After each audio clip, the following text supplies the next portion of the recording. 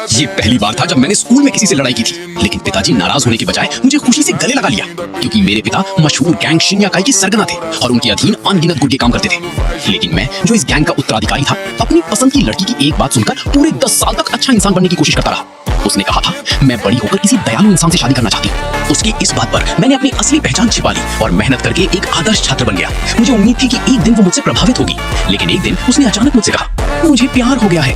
वो पड़ोसी कक्षा की एक बदमाश लड़के को डेट कर रही थी। मैंने हैरानी से पूछा, लेकिन तुम्हें तो अच्छे और दयालु लोग पसंद थे।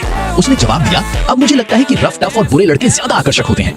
ये सुनकर मैं बेहद गुस्से में आ गया। मैंने उसका हाथ पकड़कर जोर से कहना चाहा, असल में मैं उससे भी बड़ा बदमाश हूँ। ये चश्मा सिर्फ दिखावा है। मेरे जन्मदिन की पार्टी में आने वाले लोग सभी गैंगस्टर बॉस होते हैं। मेरी रगों में भी गुंडों का ही खून दौड़ता है।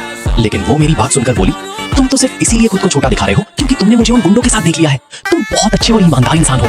फिर वो उस लड़के के साथ चली गई। उसी समय मैं भी एक बुरा आदमी बनूंगा, और इस मामले में मुझे किसी से ज्यादा प्राकृतिक बढ़त हासिल थी, क्योंकि मेरा परिवार खुद अपराध जगत से जुड़ा हुआ था। मैं तुम्हें दिखाऊंगा कि असली बुरा आदमी किसे कहते हैं। घर लौटते ही मैंने गुस्से में दरवाजा खोला। घर के सभी गुर्गों ने झुककर मेरा अभिवादन किया, लेकिन मैंने किसी पर ध्यान नहीं दिया। मैं सीधे अपने चाचा के पास गया और उनसे कहा, मैं पिताजी जैसा बुरा आदमी बनना चाहता हूँ। मेरे इस अचानक बदलाव को देखकर चाचा हैरान रह गए। उन्होंने पूछा, तुम तो पिछले 10 सालों से अच्छा इंसान बनने की कोशिश कर रहे थे, अचानक ये फैसला क्यों?